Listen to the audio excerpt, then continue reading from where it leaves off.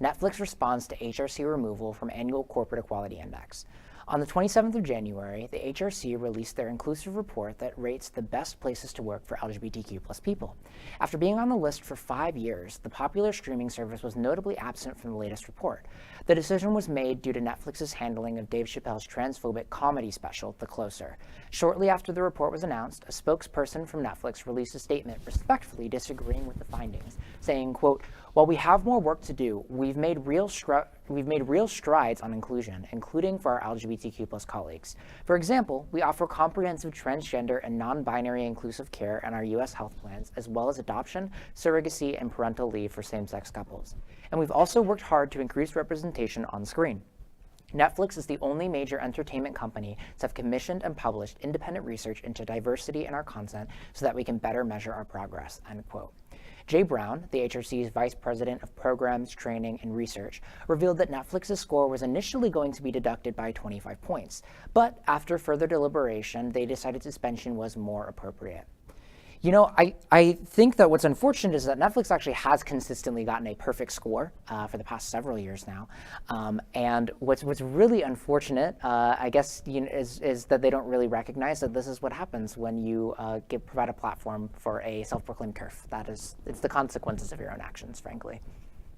I felt like they were just defending rather than just saying, I'm sorry, we'll do better. Mm-hmm. We'll try and get it again. And that's the way it should be. Most definitely. I appreciate Netflix for all they've done, especially entertainment and representation. But as like Max said, you make a mistake, and Jana said also, say you're sorry, move forward, take the consequences forward, and be there next year.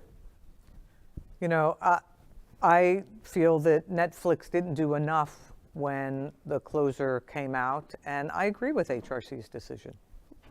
I struggle with HRC's decision. I realize that what Netflix did was horrific. And I do believe that it was a reduction of points, a reduction in their previous standing. So my questions are, is the suspension permanent? Is there a moment of redemption? Is there a moment when they can sort of come back onto the scoreboard? It's a big deal, right? To be totally removed as if you've done nothing. And so I struggle with where they landed in terms of totally removing them. I don't know if it's permanent or not, but we'll look into it as it proceeds. Jana? LGBTQ+ news is vital for our community and for the broader world as a whole. We have enough enemies at Fox News. Tucker, Sean, and Laura are loud. We need passionate allies. Happening Out Television Network, Queer News Tonight, and It's Happening Out are literally out of the closet and into the headlines.